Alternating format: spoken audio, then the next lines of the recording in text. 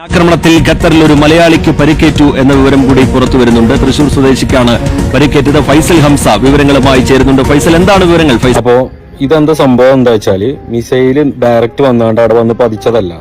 ഈ അമേരിക്കന്റെ ബേസിക്ക് പോണ മിസൈല് ഒരു മേലെ വെച്ച് നിർവീര്യാക്കിയപ്പോ അത് കാണാൻ പോയതാണ്. ഞാൻ ഇപ്പൊ ഖത്തറിലാണ്, അമേരിക്കൻ ബേസിന്റെ അടുത്താണ്. ഇപ്പൊ കൊച്ചു കേരളത്തിലുള്ള നമ്മുടെ മലയാളികളെ സംബന്ധിച്ചിടത്തോളം നമ്മുടെ ഏറ്റവും വലിയ ആശങ്ക എന്ന് പറയുന്നത് ഗൾഫിലുള്ള നമ്മുടെ സഹോദരന്മാർക്ക് എന്ത് സംഭവിച്ചു എന്നുള്ളതാണ്, അല്ലെ? അവരെവിടെ സേഫ് ആണോ, അവർക്ക് എന്തെങ്കിലും സംഭവിച്ചിട്ടുണ്ടോ എന്നൊക്കെയാണ് നമ്മൾ എപ്പോഴും അന്വേഷിച്ചുകൊണ്ടിരിക്കുന്നത്, അല്ലെ? അതിനുള്ള പ്രധാന കാരണം എന്ന് പറയുന്നത് ഗൾഫിലെ യുദ്ധഭീതിയാണ്, പിന്നെ ന്യൂസുകാരെ പൊലിപ്പിക്കലും. ഈ വാർത്തകളിലൊക്കെ അവിടെ ബോംബ് വീണു, ഇവിടെ മിസൈല് വീണു, ആ എയർപോർട്ട് തകർന്നു എന്നുള്ള രീതിയിലുള്ള ന്യൂസുകൾ വരുന്ന സമയത്ത് അതൊക്കെ കാണുന്ന ഏതൊരു മലയാളിയുടെയും നെഞ്ചെടുപ്പ് കൂടും, അല്ലെ? കാരണം എന്താണ്?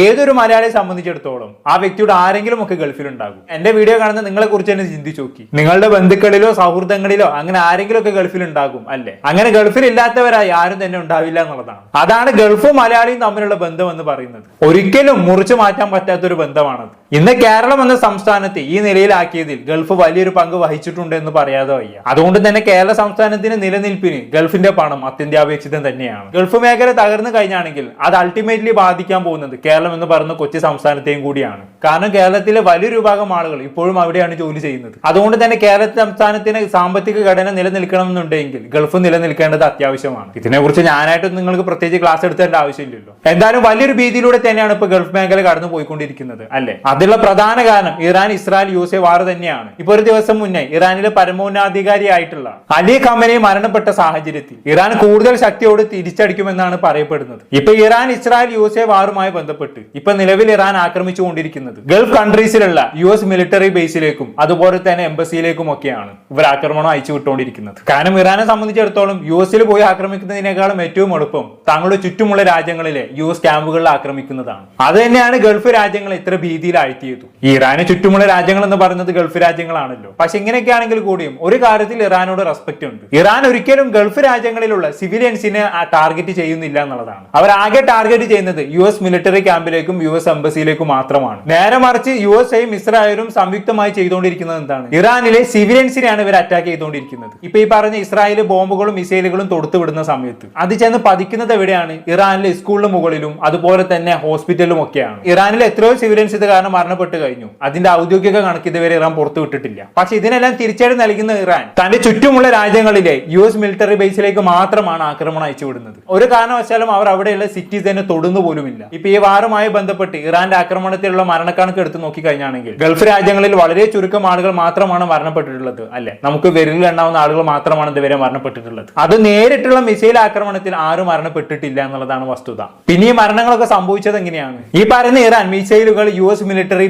ക്യാമ്പുകളിലേക്ക് അയക്കുന്ന സമയത്ത് ഈ US ക്യാമ്പിലുള്ള ആൾക്കാർ എന്താക്കും? ആകാശത്ത് വെച്ച് തന്നെ ഈ മിസൈലുകളെല്ലാം നിർവീര്യമാക്കും. അങ്ങനെ നിർവീര്യമാക്കുന്ന സമയത്ത് ഈ മിസൈലിന്റെ ചീളുകൾ നേരെ താഴോട്ട് പതിക്കും. അങ്ങനെ താഴോട്ട് പതിക്കുന്ന സമയത്ത് അവിടെ ആരെങ്കിലും ഉണ്ടെങ്കിൽ അവരുടെ ശരീരത്തിൽ അത് തറയ്ക്കും. അങ്ങനെ തടച്ചിട്ടാണ് കുറച്ച് പേര് മരണപ്പെട്ടിട്ടുള്ളത്. അല്ലാതെ എന്റെ പരിമിതമായിട്ടുള്ള അറിവ് ശരിയാണെങ്കിൽ നേരിട്ടുള്ള മിസൈൽ ആക്രമണത്തിൽ ആരും ഇന്നേ വരെ മരണപ്പെട്ടിട്ടില്ല എന്നുള്ളതാണ്. എന്റെ ഭാഗത്ത് തെറ്റുണ്ടെങ്കിൽ നിങ്ങൾ തിരിച്ചു തരണം. അപ്പൊ ആ ഒരു കാര്യത്തിൽ ഇറാനോട് ഒരു മാസീവ് റെസ്പെക്ട് തോന്നി പോകുന്നുണ്ട്. ഇവരാരും സിവിലിയൻസിനെ അറ്റാക്ക് ചെയ്യുന്നില്ലല്ലോ. പക്ഷേ കാര്യങ്ങൾ ഇങ്ങനെയൊക്കെ ആണെങ്കിൽ കൂടിയും ആളപായവും മരണനിരക്കും കുറവാണെങ്കിൽ കൂടിയും ഈ യുദ്ധം ഗൾഫിലെ സാധാരണ ജനജീവിതത്തെ നന്നായി ബാധിക്കുമെന്ന് പറയാതെ വയ്യ. അങ്ങനെ ഞാൻ പറയാൻ ഒരു കാരണം കൂടിയുണ്ട്. ഇപ്പൊ ഞാൻ ഇന്നലെ എന്റെ വൈഫ് ഹൗസിൽ പോയിട്ടുണ്ടായിരുന്നു. ഇപ്പൊ എന്റെ വൈഫ് ഹൗസിന്റെ തൊട്ടടുത്ത് തന്നെയാണ് അവളുടെ ഉപ്പാന്റെ അനുജന്റെ വീടും. അപ്പൊ നമ്മൾ ഇന്നലെ ഫ്രീ ആയിരിക്കുന്ന സമയത്ത് അവിടെ സംസാരിക്കാൻ പോയിട്ടുണ്ടായിരുന്നു. ഇപ്പൊ എന്റെ വൈഫിന് ഉപ്പയാണെങ്കിലും അവരുടെ അനുജനാണെങ്കിലും ഗൾഫിലാണ് ജോലി ചെയ്യുന്നത്. വർഷങ്ങളോളായിട്ട് അവർ ഗൾഫിൽ തന്നെയാണ്. ഇപ്പൊ ഇറാൻ യുദ്ധവുമായി ബന്ധപ്പെട്ടുള്ള വാർത്ത കേട്ടപ്പോൾ തന്നെ നമ്മൾ ആദ്യം വിളിച്ചത് മൂപ്പരെയാണ്. പക്ഷെ അവരവിടെ സേഫ് ആണ്, പ്രത്യേകിച്ച് അവർക്ക് അവിടെ പേടിക്കാനൊന്നുമില്ല എന്നുള്ള രീതിയിലാണ് അവർ നമുക്ക് മറുപടി നൽകുന്നത്. അവരൊക്കെ ഉള്ളത് ഇപ്പൊ ബഹ്റൈനിലാണ് കേട്ടോ. പക്ഷെ അവർ എത്രയൊക്കെ സേഫ് ആണെന്ന് പറഞ്ഞാലും എത്രയൊക്കെ അവിടെ പ്രശ്നങ്ങളൊന്നും ഇല്ല എന്ന് പറഞ്ഞാലും നമ്മുടെ ഉള്ളിലൊരു നെഞ്ചെടുപ്പാണ്, അല്ലെ? ഈ ഒരു സാഹചര്യത്തിൽ അവർ നാട്ടിൽ ഉണ്ടായിരുന്നെങ്കിൽ എന്ന് നമ്മൾ കൊതിച്ചു പോകുന്നുണ്ട് എന്നുള്ളതാണ്. അപ്പൊ ഞാൻ പറഞ്ഞു വന്നത് എന്താണെന്ന് വെച്ചാണെങ്കിൽ എന്റെ വൈഫിന് ഉപ്പാൻ അനുജൻ പുള്ളിക്കാരൻ ബഹ്റൈനിലാണ്. അപ്പൊ അവരുടെ വൈഫ് ഞങ്ങളോട് പറഞ്ഞൊരു കാര്യമുണ്ട്. ഇവരുടെ താമസ സ്ഥലം എന്ന് പറയുന്നത് ബഹ്റൈനിലെ US മിലിറ്ററി ക്യാമ്പിന് കുറച്ച് ദൂരമായിട്ടാണ്, വലിയ ഡിസ്റ്റൻസ് ഒന്നുമില്ല. അപ്പൊ ഒരു ദിവസം ഇവർ നോക്കുന്ന സമയത്തുണ്ട് അവിടെയുള്ള US മിലിറ്ററി ക്യാമ്പിന്റെ അവിടെ ഒരു ദിവസം പെട്ടെന്ന് ഒരു പൊട്ടിത്തെറിന്റെ ശബ്ദം കേൾക്കുന്നു. അങ്ങനെ പോയി നോക്കുമ്പോൾ എന്താണ് സംഭവിച്ചത്? അവിടേക്ക് വന്ന ഇറാൻ മിസൈലുകളെ ഈ പറഞ്ഞ US-കാരി നിർവീര്യമാക്കിയ സമയത്ത് ഒരു മിസൈൽ എന്താക്കി നേരെ ലക്ഷ്യം തെറ്റി ഈ US മിലിറ്ററി ബേസിന് തൊട്ടടുത്തുള്ള ഹോട്ടലിൽ ചെന്ന് പതിച്ചു. ആ ഹോട്ടൽ അങ്ങ് ചിഹ്നം ഭിന്നമായി. ഇത് അവരെന്നോട് പറഞ്ഞ കാര്യമാണ്. ഇത് കേട്ട സമയത്ത് ഞാൻ ആലോചിച്ചു പോയത് എന്താണെന്ന് വെച്ചാണെങ്കിൽ ആ ഹോട്ടൽ നടത്തുന്ന മുതലാളിയെ കുറിച്ചാണ്. പുള്ളിക്കാരൻ എത്ര ആഗ്രഹിച്ചിട്ടായിരിക്കും അല്ലെ അവിടെ ഒരു ഹോട്ടൽ പണിതത്. ഒരു ഹോട്ടൽ പണിയുക എന്ന് പറഞ്ഞു കഴിഞ്ഞാണെങ്കിൽ ചില്ലറ മെനക്കേടുള്ള പണിയില്ലല്ലോ. എത്ര വലിയ അധ്വാനമായിരിക്കും അത്, എത്ര വലിയ കോടികളുടെ ഇൻവെസ്റ്റ്മെന്റ് ആയിരിക്കും അത്, എത്ര വർഷങ്ങൾ കൊണ്ട് കെട്ടിപ്പൊക്കിയതായിരിക്കും അത്. ഇതെല്ലാം ഒരു ഒറ്റ നിമിഷം കൊണ്ടാണ് തകർന്നത് അല്ലെ. ഒരു പക്ഷെ നാളെ ഗൾഫ് രാജ്യങ്ങളിലെ യുദ്ധത്തിന്റെ ബീജം അവസാനിച്ചു കഴിഞ്ഞാൽ ജനങ്ങളെല്ലാം സാധാരണ ജീവിതത്തിലേക്ക് മടങ്ങി തുടങ്ങി കഴിഞ്ഞാണെങ്കിൽ, ഇപ്പൊ കുറെയൊക്കെ അങ്ങനെ മടങ്ങി തുടങ്ങി കഴിഞ്ഞത് വേറെ കാര്യം, അവിടെ പ്രത്യേകിച്ചൊന്നും സംഭവിച്ചിട്ടില്ല. എന്നാലും ചെറിയ രീതിയിലുള്ള നിയന്ത്രണങ്ങളും കാര്യങ്ങളൊക്കെ ഉണ്ട്. എന്നാലും ഈ നിയന്ത്രണങ്ങളെല്ലാം മാറിക്കഴിഞ്ഞാണെങ്കിൽ പലരും സാധാരണ ജീവിതത്തിലേക്ക് മടങ്ങുന്ന പക്ഷം ഇവിടെ ഏറ്റവും കൂടുതൽ ബാധിക്കാൻ പോകുന്നത് ഇത്തരക്കാരായിരിക്കും. ഈ ഹോട്ടലുകാരനെ കുറിച്ച് നിങ്ങൾ നോക്കൂ. ഇയാൾക്കിനി എല്ലാം ഒന്നിന്ന് തുടങ്ങണ്ടേ? ഒരു പക്ഷേ ഗവൺമെന്റ് ഇവരെ സഹായിക്കുമായിരിക്കും. ഇങ്ങനെ യുദ്ധത്തിൽ നാശനഷ്ടങ്ങൾ ഉണ്ടാകുന്ന പക്ഷം പല രാജ്യങ്ങളും ഇങ്ങനെ നാശനഷ്ടങ്ങൾ ഉണ്ടായ ബിൽഡിങ്ങുകളൊക്കെ കെട്ടിപ്പടുത്താൻ സഹായിക്കാറുണ്ട്.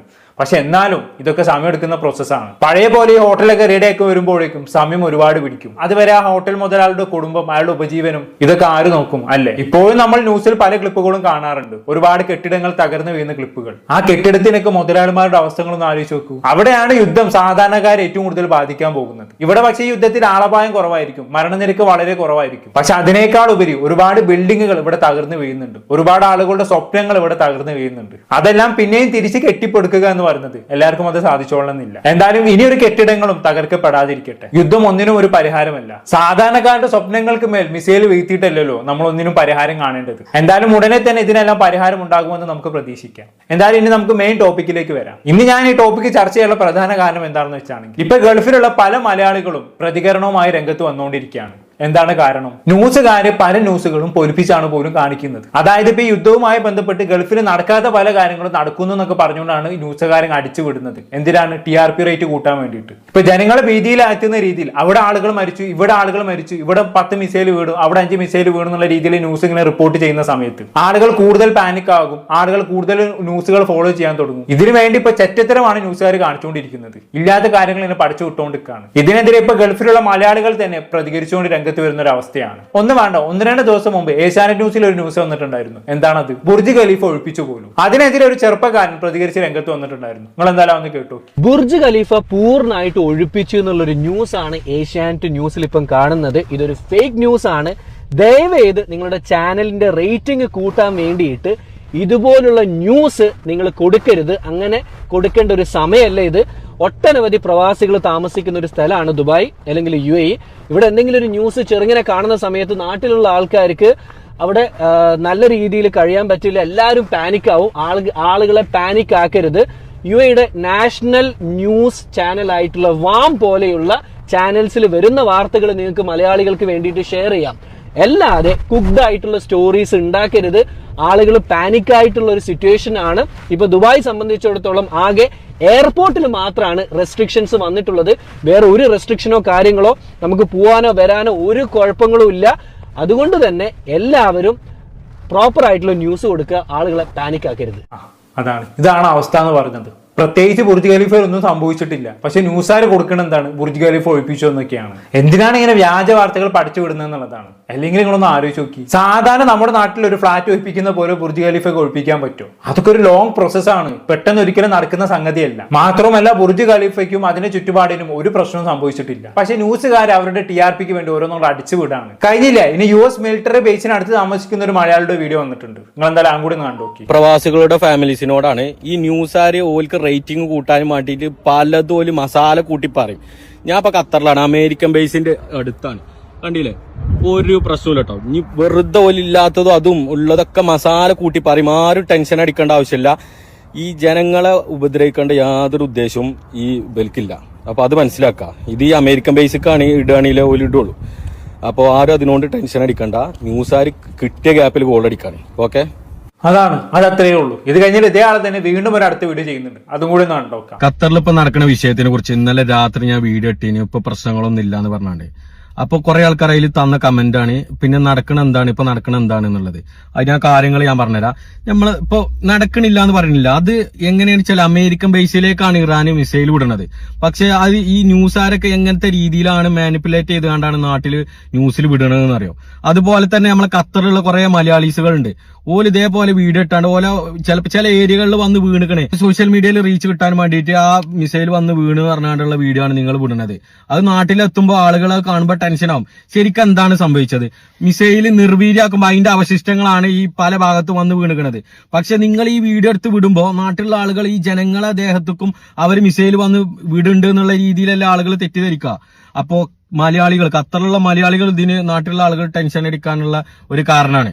ന്യൂസുകാർ അതേപോലെ തന്നെ ഈ റിപ്പോർട്ടറിന്റെയും മറ്റേ മൊട്ടന്റെ വർത്താനം കേട്ട് കഴിഞ്ഞാൽ ഖത്തറിൽ നിൽക്കാതെ പൊട്ടാന്നാണ്. കേരളത്തിലുള്ള ന്യൂസുകാർ 24 ന്യൂസ് റിപ്പോർട്ടറിന്റെ ഒക്കെ വർത്താനം കേട്ട് കഴിഞ്ഞാല് ഇപ്പോഴും നിൽക്കാതെ മിസൈൽ പൊട്ടാന്നാണ്. ജനങ്ങളെ വെറുതെ തെറ്റിദ്ധരിപ്പിക്കരുത്. നിങ്ങൾ ആ കാണുന്നതാണ് അമേരിക്കൻ ബേസ്. അവിടെ എവിടെയെങ്കിലും നിങ്ങൾ ഈ കാണുന്നുണ്ടോ? പൊട്ടണുണ്ടോ? ഹേയ്, എവിടെയും പൊട്ടണില്ല. നല്ല തെളിഞ്ഞ ആകാശമാണ് കാണുന്നത് അല്ലേ? പക്ഷെ ന്യൂസുകാരുടെ വർത്താനം കേട്ടതൊന്നല്ല തോന്നാം. ഗൾഫിൽ ഇങ്ങനെ ആൾക്കാർ പുറത്തിറങ്ങാൻ പറ്റാണ്ട് ഇങ്ങനെ ഉള്ളിൽ കഴിഞ്ഞു കൂടേണ്ട അവസ്ഥയാണ് എന്നുള്ള രീതിയിലാണ് ന്യൂസുകാരുടെ വർത്താനം കേട്ടാ തോന്നാം. ഇതുകൊണ്ടൊന്നും കഴിഞ്ഞില്ല കേട്ടോ. ഇനി ഇറാനിന്റെ മിസൈൽ ആക്രമണത്തിൽ ഖത്തറിലെ ഒരു മലയാളിക്ക് പരിക്ക് എന്നുള്ള രീതിയിൽ ഇന്നലെ റിപ്പോർട്ടർ ടിവിയിൽ ഒരു ന്യൂസ് വന്നിട്ടുണ്ടായിരുന്നു. അതിനെതിരെ ഈ ചങ്ങായി തന്നെ പ്രതികരിക്കുന്നുണ്ട്. നിങ്ങൾ എന്തായാലും അങ്ങോട്ട് കേട്ടു. ഇറാൻ ആക്രമണത്തിൽ ഖത്തറിൽ ഒരു മലയാളിക്ക് പരിക്കേറ്റു എന്ന വിവരം കൂടി പുറത്തു വരുന്നുണ്ട്. തൃശൂർ സ്വദേശിക്കാണ് പരിക്കേറ്റത്. ഫൈസൽ ഹംസ വിവരങ്ങളുമായി ചേരുന്നുണ്ട്. ഫൈസൽ, എന്താണ് വിവരങ്ങൾ? അപ്പോ ഇതെന്താ സംഭവം എന്താ വെച്ചാല് മിസൈല് ഡയറക്റ്റ് വന്നാണ്ട് അവിടെ വന്ന് പതിച്ചതല്ല. ഈ അമേരിക്കന്റെ ബേസിക്ക് പോണ മിസൈല് ഒരു മേലെ വെച്ച് നിർവീര്യമാക്കിയപ്പോ അത് കാണാൻ പോയതാണ്. നമ്മളെ മലയാളികൾക്ക് ഒരു പ്രശ്നമുണ്ട്. എന്തെങ്കിലുമൊക്കെ ഈ എന്ത് കണ്ടു കഴിഞ്ഞാൽ അവിടെ ഇറങ്ങി പോണത്. ഖത്തർ ഗവൺമെന്റ് പറഞ്ഞിങ്ങനെ ഇങ്ങനത്തെ ടൈമിൽ വീട്ടിൽ നിന്ന് പുറത്തിറങ്ങരുത്, അത്യാവശ്യ ടൈം ഉണ്ടെങ്കിൽ മാത്രമേ പുറത്തിറങ്ങാൻ പാടുള്ളൂ. ഇത് മിസൈല് പോണത് കാണാൻ വേണ്ടിയിട്ട് ഇറങ്ങിയതാണ് ഇയാള്. ഈ മിസൈല് മേലെ നിന്ന് നിർവീര്യമായപ്പോൾ അതിന്റെ പീസ് വന്നാണ്ട് അയാളെ ദേഹത്ത് വന്ന് വീണതാണ്. ആളെ കാല് നഷ്ടപ്പെട്ടു, കയ്യിനും അതേപോലെ പരിക്കുണ്ട്. അപ്പൊ പറയാനുള്ളത് എന്താ വെച്ചാല് ആ ഗവൺമെന്റ് ഉള്ളിലിരിക്കാൻ പറയുമ്പോൾ ഉള്ളിലിരിക്കുക, അല്ലാതെ ഇതേപോലെ ഒന്നും കാണാൻ ഇറങ്ങരുത്. ഇറങ്ങിക്കഴിഞ്ഞാൽ അതേപോലെ അവസ്ഥകളേക്കാരം ഉണ്ടാവുക. ഓക്കെ, കാലൊക്കെ നഷ്ടപ്പെട്ടെന്ന് കേട്ടപ്പോ എന്തോ പോലെ. ശരീരത്തിൽ ഒരു അവയവം നഷ്ടപ്പെടുക എന്ന് പറഞ്ഞു കഴിഞ്ഞാണെങ്കിൽ അതൊരു നിസാരമായിട്ടുള്ള പരിക്കല്ലല്ലോ. എന്തായാലും സൂക്ഷിക്കാം, എനിക്ക് എത്ര പറയാനുള്ളൂ. ഇതുവരെയുള്ള സാഹചര്യം അനുസരിച്ച് പ്രത്യേകിച്ച് ത്രെട്ടൊന്നും ഗൾഫിലില്ല. പക്ഷേ ഈ മിസൈലിന് ചീളുകളായിട്ട് പരിക്കുകൾ ഏൽക്കാനുള്ള സാധ്യത ഉള്ളത് കൊണ്ട് തന്നെ മാക്സിമം സേഫ്റ്റി മെഷർമെന്റ് അവിടെയുള്ള ആളുകൾ സ്വീകരിക്കുക, എനിക്ക് എത്ര പറയാനുള്ളൂ. പിന്നെ അവിടെയുള്ള ഗവൺമെന്റ് പറയുന്ന റൂളുകൾ ഫോളോ ചെയ്യുക. നമ്മുടെ സേഫ്റ്റിക്കും കൂടിയാണ് അവരിതെല്ലാം പറയുന്നത്. ഇനി ഇതിനെല്ലാം ഇടയ്ക്ക് ഞാൻ ഈ വീഡിയോ ചെയ്യുന്നതിന്റെ 4 മണിക്കൂർ മുമ്പേ 24 ന്യൂസിൽ ഒരു വീഡിയോ അപ്ലോഡ് ചെയ്തിട്ടുണ്ടായിരുന്നു. 4 മണിക്കൂർ കൊണ്ട് 1.5 ലക്ഷം ആളുകൾ കണ്ടൊരു വീഡിയോ ആണത്. ഞാൻ അതിന്റെ തമ്മിൽ യുഎഇയിൽ വീണ്ടും ജാഗ്രത, ഇതാണ് തമ്മിൽ. യുഎഇയിൽ എന്തോ സംഭവിച്ച പോലെയാണ് തമ്മിൽ കൊടുത്തിട്ടുള്ളത്. നമുക്ക് എന്തായാലും എന്താണ് ആ ന്യൂസിൽ പറയുന്നതെന്ന് കേട്ടോക്കാം. യുഎഇയിൽ അലേർട്ട് മെസ്സേജുകൾ വന്നിരിക്കുന്നു എന്നുള്ള വിവരങ്ങൾ കൂടി വരുന്നുണ്ട്. ഇതിപ്പോൾ 2ാം തവണയാണ് യുഎഇയിൽ ഈ നിലയിൽ അലേർട്ട് മെസ്സേജുകൾ വരുന്നത്. എന്തായാലും നമുക്കറിയാവുന്നതുപോലെ തന്നെ ഈ GCC മേഖലകളിലേക്ക് ഈ യുദ്ധത്തിന്റെ ഏറ്റവും ദുരിതപൂർണമായ വശം അത് വ്യാപിക്കുന്നതാണ് കഴിഞ്ഞ മണിക്കൂറുകളിലൊക്കെ കണ്ടത്. ഇപ്പോൾ അതിന്റെ തുടർച്ചയിലാണ് യുഎഇയിൽ നിന്നുള്ള ഈ അലർട്ട് മെസ്സേജിന്റെ നിർദ്ദേശം കൂടി വരുന്നത്, വിവരങ്ങൾ കൂടി വരുന്നത്. ഇത് റഹീസ് വിവരങ്ങൾ നൽകാനായി ചേരുകയാണ്. റഹീസ്, 2ാം ഘട്ടവും അലർട്ട് മെസ്സേജുകൾ വരികയാണ് യുഎഇയിൽ അല്ലേ? അച്യുത, ഇന്നത്തെ ദിവസം ഇപ്പോൾ ഇത് 2ാം തവണയാണ് അലേർട്ട് മെസ്സേജുകൾ വരുന്നത്. സ്വാഭാവികമായിട്ടും ഇന്നലെ രാത്രി ഇതേ സമയത്തോടനുബന്ധിച്ച് യുഎഇയുടെ പ്രധാനപ്പെട്ട പല മേഖലകളിലും ആക്രമണം ഉണ്ടായിരുന്നു. അബുദാബിയിലും ദുബായിലും ഒക്കെ പല കേന്ദ്രങ്ങളിലായി ആക്രമണം നടന്നു. അത് ദുബായ് തങ്ങളുടെ വലിയ സിംബലുകളായിട്ടൊക്കെയും പ്രദർശിപ്പിക്കുന്ന അല്ലെങ്കിൽ മുന്നോട്ട് വയ്ക്കുന്ന ചില പ്രധാനപ്പെട്ട കേന്ദ്രങ്ങളിലടക്കം ആക്രമണം നടന്നു. അത് ആക്രമണം നടത്തി അത് ഡിഫ്യൂസ് ചെയ്യുമ്പോൾ ബുർജൽ അറബ് പോലെയുള്ള ഏറ്റവും പ്രധാനപ്പെട്ട അവരുടെ ഒരു ആകർഷണമായി യുഎഇ മുന്നോട്ട് വയ്ക്കുന്ന ഇടങ്ങളിൽ പോലും കേടുപാടുകൾ ഉണ്ടാവുകയും ഒപ്പം തന്നെ തീപിടുത്തം ഉണ്ടാവുകയും ഒക്കെ ചെയ്യുന്ന ഒരു സാഹചര്യം ഉണ്ടായിരുന്നു. അപ്പോൾ അതിന് പിന്നാലെ ആ തരത്തിലാണ് ഇന്നും രാത്രി ഇപ്പോൾ ഈ ഒരു മെസ്സേജ് അലേർട്ട് വരുന്നത്. ഏതാണ്ട് ഒരു 2-3 മിനിറ്റ് മുൻപ് മാത്രമാണ് ഈ യുഎഇയിലെ ഫോണുകളിലേക്ക് മെസ്സേജുകൾ വരുന്നത്. ഇന്നലത്തെ പോലെ തന്നെ വിവിധ ഭാഷകളിൽ ഈ അലേർട്ട് മെസ്സേജുകൾ വരുന്നുണ്ട്. അത് മാത്രമല്ല, അല്പസമയം മുൻപാണ് ഈ വിദേശകാര്യ മന്ത്രിമാരുടെ ഒക്കെയും ഒരു യോഗം ചേർന്നത്.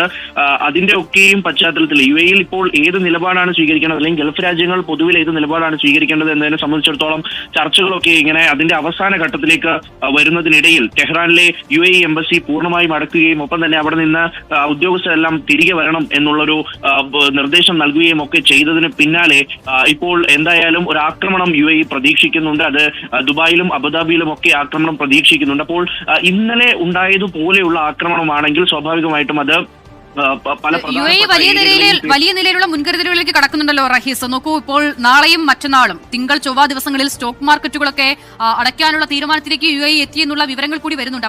ഭയങ്കര ഭീതിജനകമായ റിപ്പോർട്ടാണല്ലോ ഇത് കേട്ടുകഴിഞ്ഞാണെങ്കിൽ ആരായിരുന്നു പാനിക് ആയി പോകും. പക്ഷെ ഇത് കേട്ട് നിങ്ങൾ പാനിക് ആവേണ്ട യാതൊരു ആവശ്യമില്ല കേട്ടോ. ഇങ്ങനെയൊന്നും വല്ല കാര്യങ്ങൾ നമുക്ക് ഇതിന്റെ കമന്റ് ബോക്സ് ഒന്ന് നോക്കാം. കമന്റ് ബോക്സിൽ ആൾക്കാർ എന്താ പറയുന്നത് നോക്കാം. ഇവിടെ നിങ്ങൾ ചാനൽ തള്ളി മറിക്കുന്ന പോലുള്ള പ്രശ്നമില്ല. ഇവിടുത്തെ ഡിഫൻസ് സിസ്റ്റം നല്ല രീതിയിൽ രാജ്യത്തെ സേഫ്റ്റി ആൻഡ് സെക്യൂരിറ്റിക്ക് വേണ്ടി വർക്ക് ചെയ്യുന്നുണ്ട്. നിങ്ങൾ വീട്ടിൽ ഇരിക്കുന്ന പ്രായമായ മാതാപിതാക്കളെ ടെൻഷൻ ഉണ്ടാക്കുന്ന രീതിയിൽ എരിവും പുളിയും ചേർത്ത് വാർത്തകൾ ഉണ്ടാക്കി വിടരുത് പ്ലീസ്.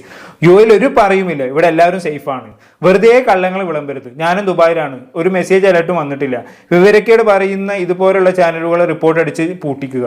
എങ്ങനെ ഇരിക്കുന്നു? തട്ടി വിടൻ അങ്ങോട്ട്. ഈ ന്യൂസിൽ പറയുന്ന പോലെയല്ല അവിടുത്തെ താമസിക്കുന്ന ആൾക്കാരുടെ പ്രതികരണം. എനിക്ക് ഈ ന്യൂസുകാരോട് പറയാനുള്ളത്, ദയവ് ചെയ്ത് ഇങ്ങനെ ഫേക്ക് ന്യൂസുകൾ അടിച്ചു വിടരുത്. ഈ ഗൾഫുകാരെ സംബന്ധിച്ചിടത്തോളം അവർ ഏറ്റവും കൂടുതൽ കൺസേൺ ആയിട്ടുള്ളത് അവരുടെ വീട്ടുകാരെ കുറിച്ച് ആലോചിച്ചിട്ടാണ്. കുടുംബത്തിന് വേണ്ടിയാണ് ഇവിടുത്തെ ഒട്ടുമിക്ക പ്രവാസികളും ഗൾഫിലൊന്നും അധ്വാനിക്കുന്നത് അല്ലേ. അതുകൊണ്ട് തന്നെ അവരുടെ കുടുംബത്തെ പാനിക് ആക്കുന്ന രീതിയിലുള്ള വാർത്തകൾ ദയവ് ചെയ്ത് നിങ്ങൾ പുറത്തു വിടരുത്. വെറുതെ അവരെ പാനിക് ആക്കരുത്. ഇതൊക്കെ അവരോട് ചെയ്യുന്ന ഏറ്റവും വലിയ ദ്രോഹമാണ്. പറയാതെ വയ്യ. കഴിഞ്ഞില്ല, ചില വോയിസ് ക്ലിപ്പുകളും കൂടി നമുക്ക് കേട്ടോക്കാം.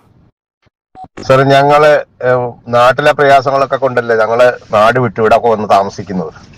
അപ്പം ഇപ്പൊ ഈ 1-2 ചാനലുകാര്, മെയിൻലി ഈ റിപ്പോർട്ടർ, പിന്നെ 24, ഇവർക്കെതിരെ ഒരു പ്ലീസ് ദയവ് ചെയ്ത്, ഞങ്ങൾ ലക്ഷക്കണക്കിന് പിന്നെ മലയാളികള് പ്രവാസികൾ ഇവിടെ ജീവിച്ചു പോവാ. ഇവിടെ ഇപ്പൊ ഒരു പ്രശ്നം ഉണ്ടായിട്ടുണ്ട്, അത് ശരിയാണ്, എല്ലാവർക്കും അറിയാവുന്ന കാര്യം. പക്ഷെ വ്യാജ വാർത്തകള്, ഈ അവിടെ കത്തുന്നു, ഇവിടെ പൊട്ടുന്നു, അത് ഇവിടെ ഒന്നും സംഭവിക്കുന്നില്ല. ഞാൻ കുവൈറ്റിൽ സാറേ വിളിക്കുന്നത്. ഞങ്ങൾ എല്ലായിടത്തും ബന്ധപ്പെടുന്നുണ്ട്. എന്തെങ്കിലും കാര്യങ്ങളുണ്ട്, സൈറനോ അലാറോ ഒക്കെ ഉണ്ട്, അങ്ങനെയുള്ള ഇതൊക്കെ ഉണ്ട്. പിന്നെ ഇവർ ഈ വെറുതെ വീട്ടുകാരെയും വരുത്തി ഇവിടെ കിടക്കുന്ന ഞങ്ങളെയും വരുത്തിയാല്, ഒന്നാമത് സാറിനറിയാലോ, കൊറോണയ്ക്ക് മുമ്പ് പ്രവാസികൾക്ക് അത് തരും ഇത് തരും എന്നും പറഞ്ഞു തള്ളല്ലാതെ വേറൊന്നുമില്ല. ഞങ്ങൾക്ക് അപ്പൊ അവിടെ വന്ന് തള്ളു നിന്ന് ജീവിക്കാൻ പറ്റുമോ? ഞങ്ങൾ എങ്ങനെയാലും ഇവിടെ ജീവിച്ചു പോട്ടെ. ഇവരോട് പറ, ദയവ് ചെയ്ത് ആവശ്യമില്ലാത്ത ന്യൂസ് കൊടുത്ത് വെറുതെ വീട്ടുകാരെയും കൂടെ വരുട്ടാകുന്നു. സാർ ദയവ് ചെയ്ത് ഇതൊന്ന് പോസ്റ്റ് ചെയ്യണേ. Thank you. ഏതാണ് ഈ വോയിസ് കേട്ടാൽ തന്നെ അറിയില്ലേ, ഗത്യന്തരമില്ലാതെയാണ് ഇങ്ങനെ സംസാരിക്കുന്നത്. ഇങ്ങനെയൊക്കെ ഇവരെ കൊണ്ട് പറയിപ്പിക്കാൻ ഇവിടുത്തെ ന്യൂസുകാരെന്ന് പറയാതെ വയ്യ. കഴിഞ്ഞ ഇനി രണ്ടാളുകൾ തമ്മിലുള്ള ഒരു സംഭാഷണം കൂടി കേട്ട ശേഷം നമുക്ക് അവസാനിപ്പിക്കാം. പറയും അവിടെ ഇവിടെ അവിടെ എവിടെയൊക്കെ പൊട്ടുന്നു പറഞ്ഞാലും ഈ പറയുന്ന വലിയ പ്രശ്നങ്ങളൊന്നും ഇവിടെ ഇല്ലടാ. ആണല്ലേ? നമ്മുടെ RTA ബസ്സൊക്കെ റോഡുകൾ ഓടുന്നു, ടാക്സി ഓടുന്നു, രാവിലെ കുർബാനയ്ക്ക് പോയി, കടയിൽ തുറന്നിരിപ്പുണ്ട്. ഇത് സംഗതി അവരെ ഓരോരുത്തരും വിടുന്നുണ്ട്. ഒന്ന് എയർപോർട്ടിൽ ഒരെണ്ണം പൊട്ടി, പക്ഷെ ആളപായൊന്നുമില്ല. പാമ്പച്ചിമാരെ ഹോട്ടലിൽ ഒരെണ്ണം പൊട്ടി, അവിടെ ആളപായം 4 പേർക്കുള്ള പരിക്കേറ്റു. പിന്നെ അവിടെ ഇവിടെയൊക്കെ വീഴുന്നുണ്ട്, പക്ഷെ ഈ പറയുന്ന വലിയ അപകടമൊന്നുമില്ല. മിക്കപ്പോഴും കാലാവധി കഴിഞ്ഞതൊക്കെ ആയിരിക്കും ഇവിടുന്ന്, അങ്ങനെ വിചാരിക്കുന്നു. നമുക്ക് വേറെ പ്രശ്നമൊന്നുമില്ല, ഓക്കെയാണ്, നിലവിലെ പ്രശ്നമൊന്നുമില്ല. പിന്നെ അവിടെ ഒരു ലിമിറ്റ് കാണല്ലോ, കുറച്ചും നിൽക്കുമല്ലോ. അതെ അതെ. പിന്നെ മറ്റന്മാർ ശരിക്കും പൂശുന്നുണ്ട്. അമേരിക്ക ശരിക്കും അടിക്കുന്നുണ്ട് അങ്ങോട്ട്. ഇപ്പം അമേരിക്ക ശരിക്കും പെരുമാറുന്നുണ്ട് അവിടെ ഇപ്പോഴേ.